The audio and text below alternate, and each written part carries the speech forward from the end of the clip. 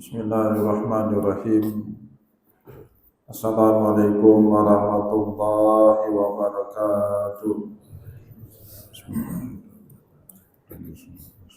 Alhamdulillah. Alhamdulillahilladzi ja'ala al-ilma taharatan lin-nufus wa nuran lil-basair wa hadiyan ilal jannah.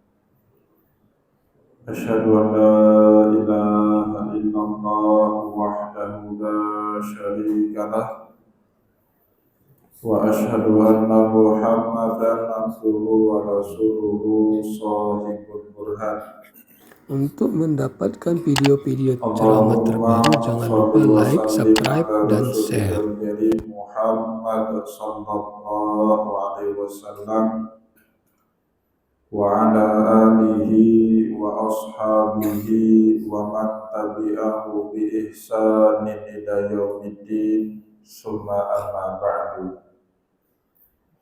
Puji dan syukur senantiasa dan tidak pernah bosan-bosannya kita panjatkan kehadiran Sang Maha Pencipta Allah Subhanahu wa Ta'ala, yang mana dengan limpahan karunia-Nya, rahmatnya, hidayahnya, serta anugerahnya kepada kita semua, kita kembali masih diberi kesempatan, kesehatan, dan usia panjang oleh Allah untuk sama-sama dan senantiasa mengabdikan diri kita di jalannya dengan menjalankan segala perintahnya dan menjauhi semua larangannya.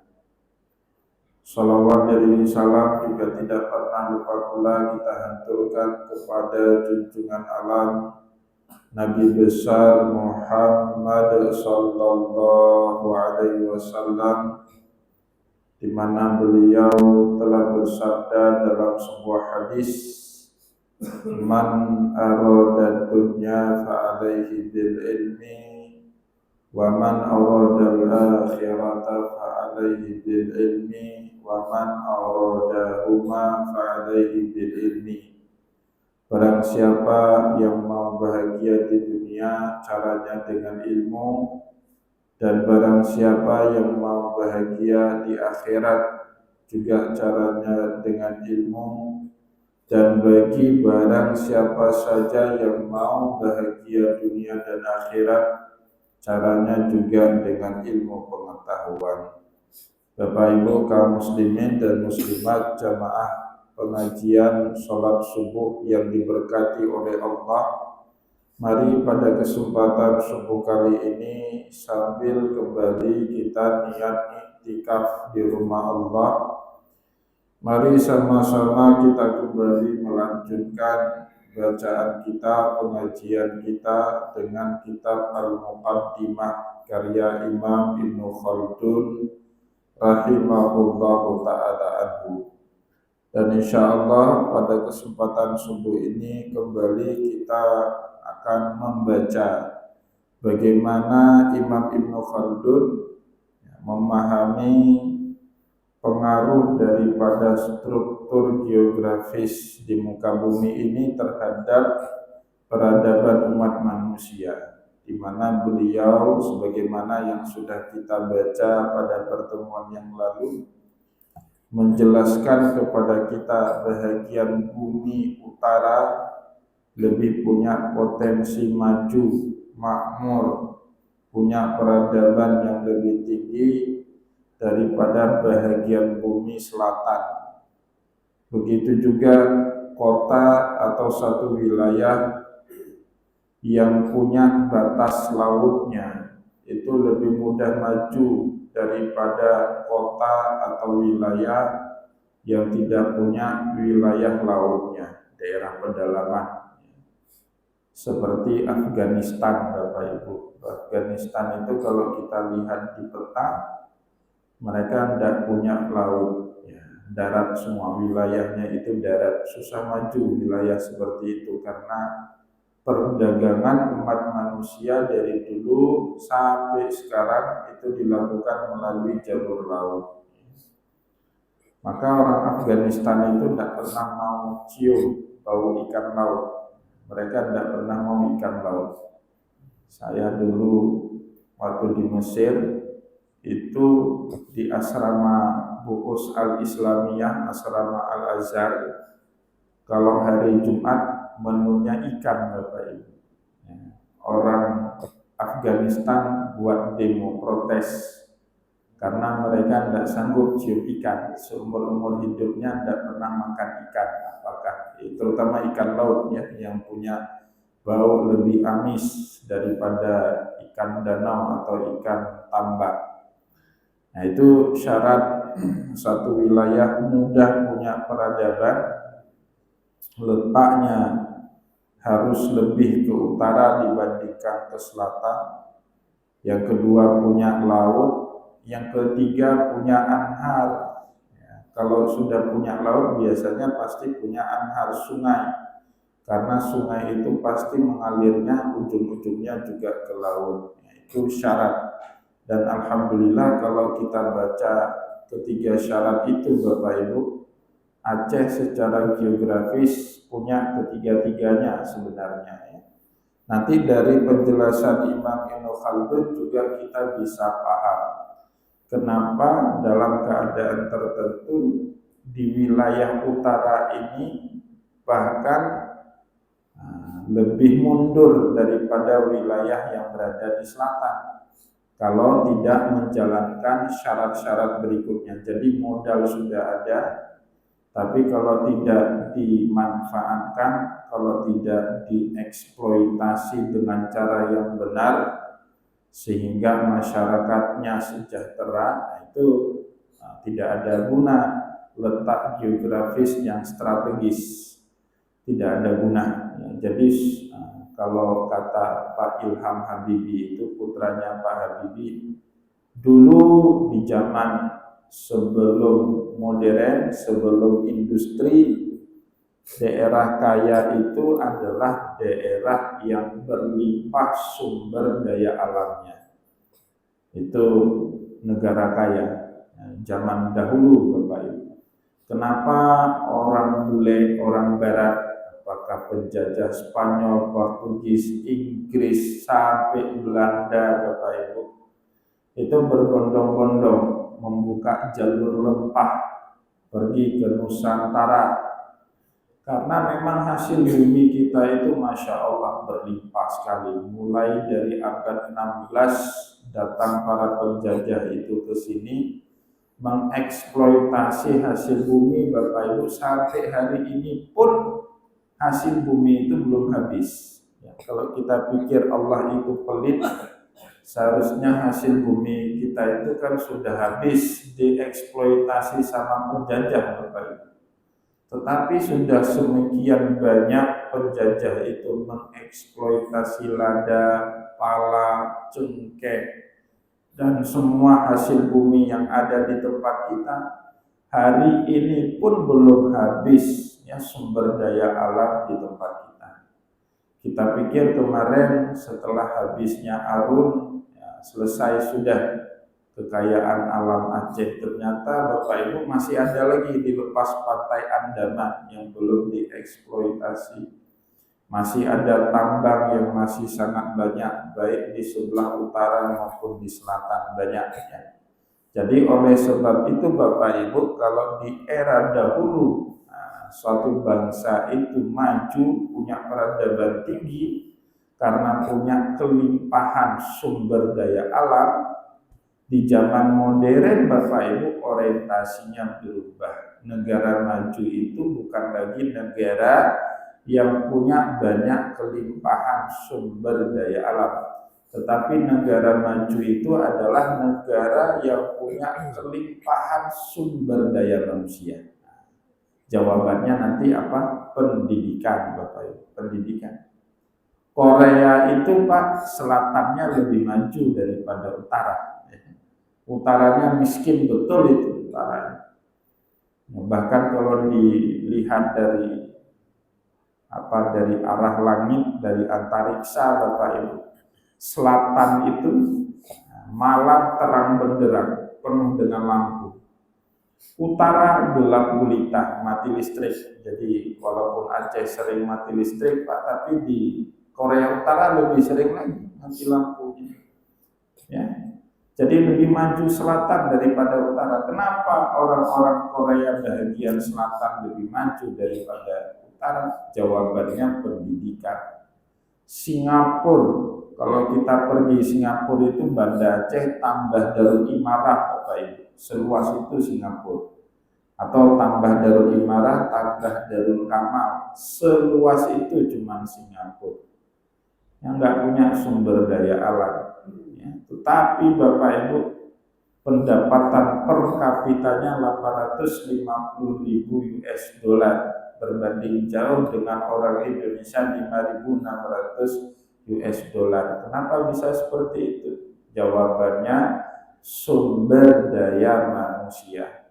Ya, maka banyak sekali buku-buku di zaman modern ini yang mengutuk satu bangsa yang cuma mengandalkan sumber daya alamnya, tetapi mereka tidak pernah mau mengembangkan sumber daya manusianya. Itu terkutuk, bangsa terkutuk, nah, kaum terkutuk itu. Jadi kalau ada suatu bangsa, kalau ada suatu kaum yang cuma mengandalkan sumber daya alamnya, petantang petenteng. Oh, kamu kan urut kaya lemu, kamu kan urut kaya leminya, tapi ilmu tidak pernah dipakai untuk bisa mengeksploitasi itu. Yang eksploitasi siapa? Orang asing. Kenapa masuk orang asing? Karena kita tidak punya kemampuan untuk melakukan eksploitasi itu. Deal-dealannya mereka yang lebih menang daripada kita. Sekian persen untuk mereka, sedikit saja hanya untuk kita. Apa manfaatnya banyak sumber daya alam kalau kita tidak bisa melakukan itu eksploitasi dengan diri kita sendiri? Kasus Papua Bapak Ibu, ya. Tambang Papua itu Freeport punya perusahaan Amerika, bukan punya Indonesia. Orang Papua masih miskin sampai sekarang. Atau di Aceh Arun yang eksploitasi itu mobil oil Caltex, perusahaan Amerika. Orang-orang di sekitar Arun itu masih tetap miskin saja sampai hari ini. Di Lombok itu ramai sekali orang miskin, padahal di situ ada pabrik yang gunung semennya itu, Pak. Saya dicerita sama jamaah kita banyak di Andalas itu, cerita mereka. Ya, kalau dibom kan itu dibom, Pak. Gunung kapur itu dibom, kemudian jadi bahan baku untuk buat semen. Bukan dibom ya, didinamit. Nah, kalau dibom serang kali kesannya. Ditaruh dinamit itu dalam hitungan mereka baru habis. Kalau konsisten dengan produksi maksimal, Pak, di tiap hari produksinya maksimal, konsisten, tidak pernah putus-putus produksi, pabrik semen Andalas itu baru habis gunung itu semua 300 tahun lagi. Ya, sudah berganti 16 generasi baru mau habis. Ya, begitu banyaknya, tapi ya orang-orang di sekitar itu miskin. Kenapa? Ya, coba Bapak Ibu lihat, yang jadi manajernya bukan orang Aceh, Pak. Nah, di PIM yang jadi manajernya bukan orang Aceh, Pak. Ya, sekarang Arun itu namanya PAG, Perta Arun Gas. Yang jadi pimpinan di situ juga bukan orang Aceh ya. Itu jadi terkutuk suatu bangsa, suatu kaum yang hanya mengandalkan sumber daya alamnya, tetapi mereka tidak pernah mau mengembangkan sumber daya manusianya. Yang Bapak Ibu kaum muslimin dan muslimat jamaah pengajian yang dimuliakan oleh Allah, selanjutnya Imam Ibnu Khaldun menjelaskan kepada kita, wa ammal ladzi atau summa inna hadzal munkashifa minal ardi lil umrani fihi al-qifaru wal khala'u aksaru min umranihi. Kemudian kalau kita simak lagi, kalau kita telusuri lagi, kalau kita mendalaminya lagi, bahagian bumi lil umrah yang makmur, yang banyak penduduknya, yang punya kepadatan penghuninya, ya, yang didomisili. Al-kifaru wal khala'u aksaru min umrani. Ternyata Bapak Ibu, bahagian bumi ini lebih banyak al-kifar. Al-kifar itu padang gurun, al-khala' ruang kosong yang tak dihuni. Aksara min umrani, lebih banyak daripada daerah yang sudah dihuni. Jadi kalau kita lihat peta Bapak Ibu, jangankan dunia, Aceh saja Pak, lebih banyak lahan kosongnya daripada lahan yang berpenghuni. Ya kan? Coba kita lihat itu daerah gunung, daerah perkampungan, masih banyak sekali tanah kosong. Ini Imam Khaldun Bapak Ibu ngarang kitab ratusan tahun yang lalu. Pasti lahan kosongnya lebih banyak daripada zaman kita sekarang. Tingkat populasi kan bertambah terus. Kita yang hidup di tahun 2024 saja masih banyak melihat lahan kosong di wilayah kita Aceh, apalagi ratusan tahun yang lalu. Saya ingat betul baru baca buku Perang Jawa karya seorang sejarawan Inggris, Peter Carey namanya, ya, sejarawan Inggris yang sudah lama menetap di Indonesia. Dia tertarik sekali dengan Diponegoro, salah satu pangerannya Kesultanan Mataram Jawa yang kemudian melakukan perlawanan kepada Belanda, dan itu perang yang paling dahsyat di Pulau Jawa Bapak Ibu. Dalam sejarah Pulau Jawa, perang Jawa antara pejuang-pejuang Mataram melawan kolonial Belanda itu yang paling dahsyat. Sekitar 20 atau 25 tahun sebelum perang Aceh. Aceh itu kan perang 1873, sekitar 20 tahun sebelum itu berkecamuk perang Jawa. Di Jawa Bapak Ibu, perang Jawa itu dalam catatan-catatan Belanda, orang Jawa yang meninggal dunia itu sekitar 200.000 orang.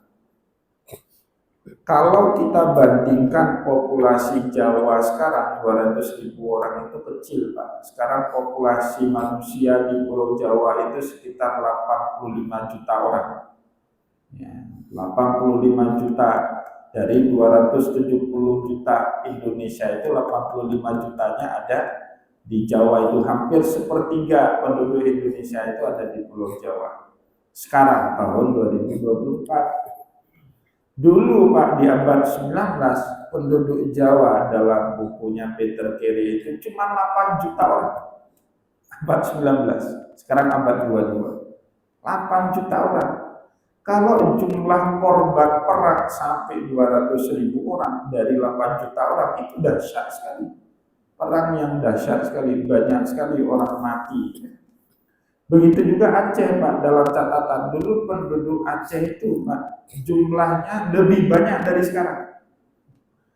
Aceh ya, dalam catatan-catatan di sejarah itu Pak, jumlah penduduk Aceh itu sekitar 9 sampai 10 juta orang. Sekarang berapa Pak? 5 juta. Dulu lebih banyak. Nah, pertanyaannya kok bisa lebih banyak dulu?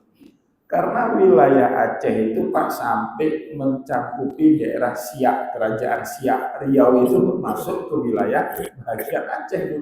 Luas sekali Aceh.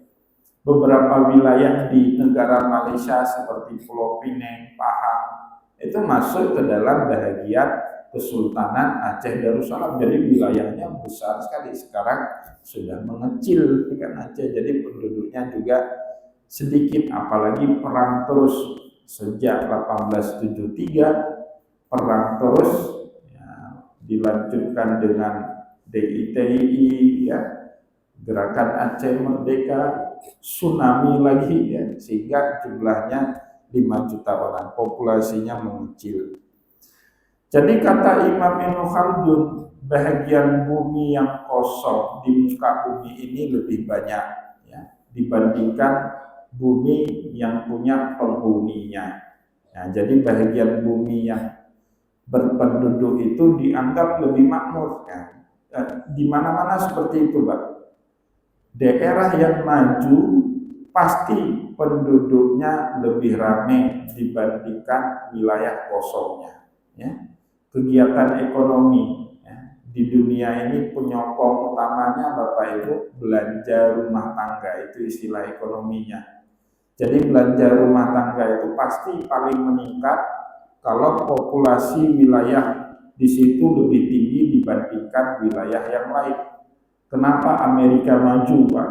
Karena jumlah penduduknya jauh lebih banyak daripada Indonesia. Kenapa Cina maju sekali? Karena penduduknya lebih ramai daripada Indonesia. Selain ramai, produktif, ya, bukan hanya konsumtif, tetapi mereka juga harus produktif. Nah, itulah sebab kenapa bahagian bumi yang tidak banyak penduduk sangat sulit untuk bisa mencapai tingkat kemajuan yang tinggi. Aceh 5 juta, Pak, dibandingkan Jawa Barat 40 juta orang di Jawa Barat itu. Nah, jauh sekali ya. Jawa Barat itu 40 juta orang. Maka bank daerah yang paling besar, Pak, bukan BPD Aceh, tapi BJB, Bank Jabar, itu paling besar itu. Kalah DKI. Kenapa? Penduduknya saja 40 juta orang, kita penduduknya 5 juta orang. Separuh saja, 20 juta saja buat rekening di Bank BJB udah cukup. Kita penduduknya cuma 5 juta orang, itu pun tidak semua nabungnya di Bank Aceh ya. Jadi jumlah populasi yang banyak itu menjadi salah satu faktor utama satu daerah itu maju atau tidak majunya. Maka Bapak Ibu, untuk KB itu nggak cocok orang Aceh. Nah, jadi jangan pikir-pikir KB orang Aceh lah. Sedikit sekali kita ini, cuma 5 juta orang gitu ya. Nah, jadi beda, mohon maaf, dengan saudara-saudara kita di Pulau Jawa itu sudah banyak mereka ya. Atau orang Cina itu kan diregulatif, Pak, dibuat aturan satu keluarga itu hanya boleh punya 2 anak. Nah, satu keluarga itu kenapa? Penduduknya 1 miliar lebih sudah. Tapi orang Aceh, Pak, cuma 5 juta. Wilayahnya hampir setengah Pulau Jawa itu wilayah Aceh kan. Jadi Bapak Ibu, kalau kita dari Jakarta ke Yogyakarta itu sekitar 14 jam. Dari Jakarta ke Yogyakarta itu 14 jam lebih kurang. Dari Banda Aceh ke Singkil itu 16 jam, Pak. Itu udah setengah Pulau Jawa kita lalui. Wilayahnya luas, penduduknya sedikit. Nah, maka nggak cocok program KB itu, jangan-jangan dibawalah ke Aceh. Kalau daerah lain silakan dikampanyekan KB itu. Kenapa? Syarat salah satu peradaban maju harus banyak populasi penduduknya. Kemudian penduduk yang banyak ini jangan hanya konsumtif, malas, itu jadi hama. Manusia malas itu hama, Pak. Kayak tikus. 1-2 perlu kita tikus, Pak, untuk menjaga keseimbangan ekosistem alam. Belalang 1-2 perlu kita belalang, Pak, untuk menjaga keseimbangan ekosistem alam. Tapi kalau belalangnya terlalu banyak, habis ya. Lahan-lahan pertanian kita dimakan sama belalang itu, atau sama tikus yang terlalu banyak, gak manfaat. Manusia malas, konsumtif, nggak produktif, terlalu banyak, itu ada manfaat. Banyak beranak, dikasih pendidikan yang bagus, nah itu yang akan menjadi pilar kemajuan dari suatu daerah. Nah, maka Bapak Ibu kaum muslimin dan muslimat yang dimuliakan oleh Allah, wal khali min jihatil junub minhu aksaru min jihatis shimal. Daerah atau wilayah kosong di sebelah selatan jauh lebih banyak dibandingkan daerah yang padat penduduk di bagian utara. Nah, itu menjelaskan, Pak. Jangankan ngomong dunia, Aceh saja, Pak, penduduk bagian pantai utara timurnya lebih ramai dibandingkan penduduk di pantai barat dan selatan. Aceh itu paling banyak daerah mana? Aceh Utara. Itu padat sekali penduduknya, daerah Aceh Utara itu. Kedua daerah mana? Aceh Timur, Pak, padat sekali. Ketiga mana? Biren ketiga. padat sekali daerah itu. Ya, kalah telak daerah barat dan selatan itu dibandingkan wilayah utara timur itu. Nah, ini yang menjelaskan ya. Maka kata Imam Ibnu Khaldun, wal khali min jihatil junub minhu aksara min jihati shimal. Daerah yang kosong di wilayah bahagian selatan jauh lebih banyak dibandingkan wilayah yang kosong yang berada di bahagian utara. Ya. Wa innamal ma'muru bihi amyalu ilal janibi shimal. Itulah yang menyebabkan kemakmuran peradaban lebih potensi terjadi di bahagian bumi sebelah utara dibandingkan bahagian bumi sebelah selatan. Dan kita manusia dalam hidup, Pak, salah satu tugas kekhalifahan kita itu memakmurkan bumi. Bapak Ibu nanti boleh buka misalnya ya, banyak sekali ayat yang menyinggung masalah itu.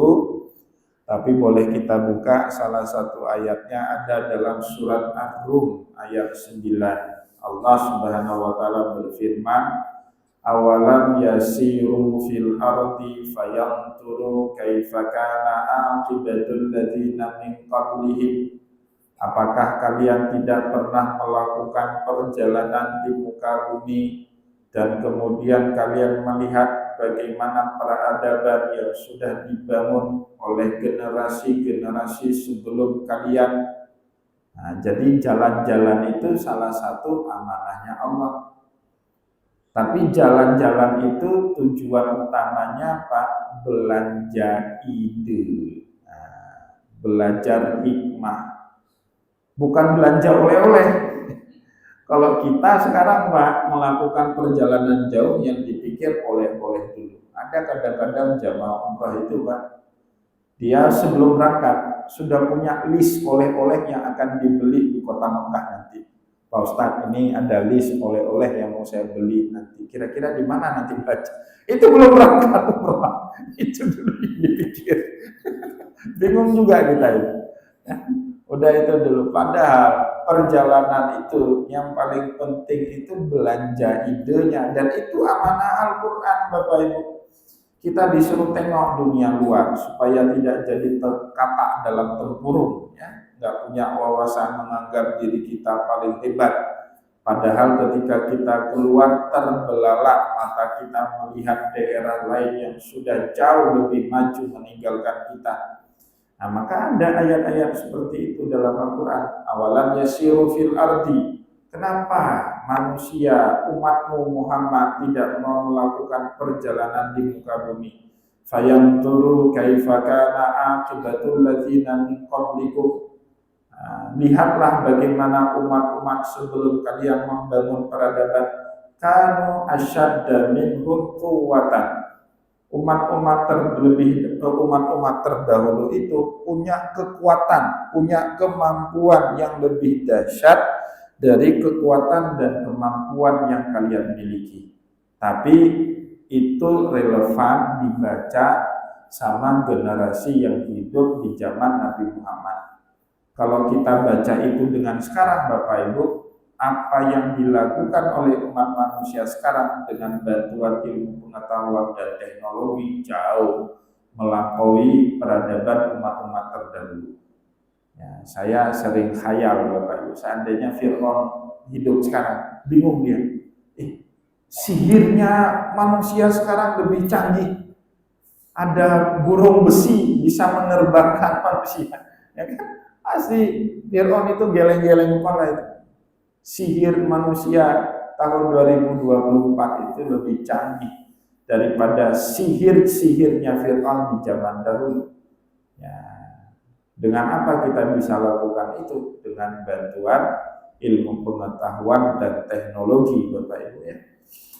Kanu asyadda minhum quwwatan wa asarul arda aksara mimma wa asarul arda wa amaruha aksara mimma amaruha. Mereka melakukan eksploitasi terhadap bumi dan juga memakmurkan bumi lebih jauh daripada apa yang telah kita lakukan dari memakmurkan bumi. Kalau sekarang Bapak Ibu, Kita bukan banyak memakmurkan bumi, tapi lebih banyak merusak bumi. Nah, bukan banyak memakmurkan bumi. Mohon maaf, tambang misalnya itu. Tambang itu Pak sekarang dengan undang-undang Omnibus Law itu sama sekali nggak ada manfaat untuk orang daerah tambang itu. Kalau sudah masuk perusahaan tambang, itu izinnya di Jakarta semua itu. Nggak ada lagi izin di daerah itu tambang itu. Langsung pusat. Masyarakat nggak dapat apa-apa itu tambang itu. Yang dapat ya perusahaan itu saja yang dapat hasil. Mereka mengeksploitasi. Memang diganti rugi Pak, tapi dampaknya kepada alam, Masya Allah, hancur. Tambang itu paling menghancurkan alam. Ya, kalau nggak dikelola dengan baik, ya masyarakat tidak mendapatkan apa-apa. Dan kita lihat di daerah yang kaya tambang, masyarakatnya tetap miskin Pak. Padahal daerah mereka sumber daya alamnya melimpah ruah. Contoh Aceh Utara dengan Arumnya, daerah itu paling banyak miskinnya, daerah Arum itu. Ya. Padahal perusahaan-perusahaan vital negara di situ semua tambang. Ya. Jadi tambang itu sama sekali nggak bermanfaat kepada masyarakat kalau tidak diurusi sama masyarakat itu sendiri.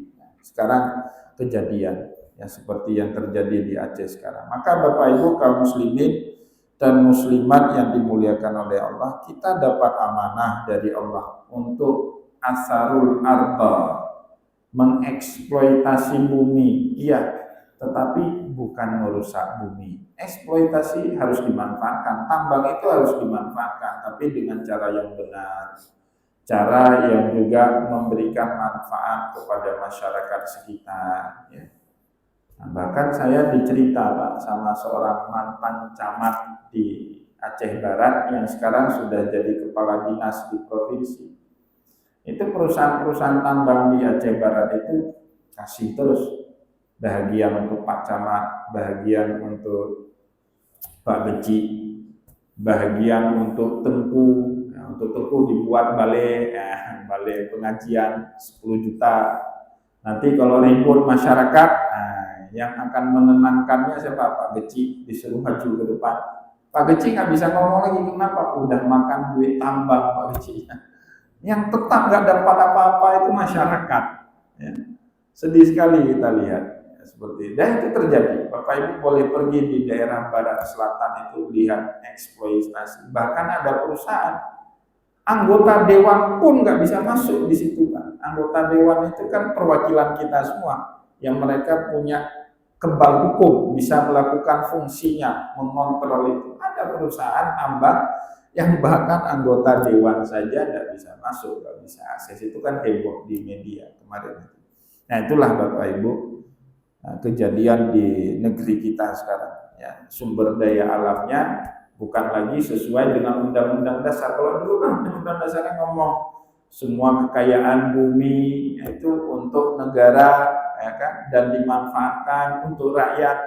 Ya, untuk rakyat mana? Oligarki, segelintir rakyat, ya, bukan rakyat-rakyat seperti kita. Lebih bagus seperti Arab Saudi, Pak. Kalau sudah seperti itu, menurut saya lebih bagus kayak Arab Saudi. Arab Saudi itu kalau ada tambang di tanah yang kita miliki, kita itu memiliki tambang itu. Terserah kita mau buat kerjasama dengan perusahaan mana. Cuman kita punya kewajiban nyetor ke negara itu 20%. Nah itu aja. Jadi negara nggak menguasai, itu lahan punya kita, nggak boleh direlokasi, nggak boleh itu. Jadi kalau saya punya tanah 50 hektar Pak, di tanah saya itu ada batu baranya, itu milik saya, negara nggak boleh ambil. Kalau saya nggak jual, negara nggak boleh maksa. Cuman kalau saya mengundang perusahaan untuk ngebor, untuk eksploitasi kerjasama, saya wajib nyetor kepada negara 20 atau 25%. Itu yang membuat banyak individu di Arab Saudi itu jadi raja minyak. Raja minyak ini, raja minyak itu, modalnya tanah aja. Di tanah dia itu punya sumber daya alam yang banyak, yang melimpah ruah, ya, nggak dikuasai sepenuhnya oleh negara. Bapak Ibu kaum muslimin dan muslimat jamaah pengajian yang dimuliakan oleh Allah, moga-moga apa yang kita sampaikan pada kesempatan hari ini bermanfaat kepada kita semua. Insya Allah pada pertemuan yang akan datang kita akan melanjutkan lagi ya dengan pembahasan berikutnya. Kenapa syarat berikutnya itu harus punya wilayah laut? Nah, syarat berikutnya ya. Kalau ini pembahasannya utara selatan, insya Allah pada pertemuan yang akan datang kita akan berbicara betapa strategisnya suatu daerah yang punya batasan wilayah lautnya. Dan semua negara-negara maju Bapak Ibu pasti punya wilayah laut yang strategis. Semoga apa yang kita sampaikan pada kesempatan subuh kali ini bermanfaat kepada kita semua. Saya mohon maaf jika ada yang tidak berkenan. Wallahu muwaffiq ila aqwamit thoriq wa nasrun minallah fatul karim. Wassalamualaikum warahmatullahi wabarakatuh.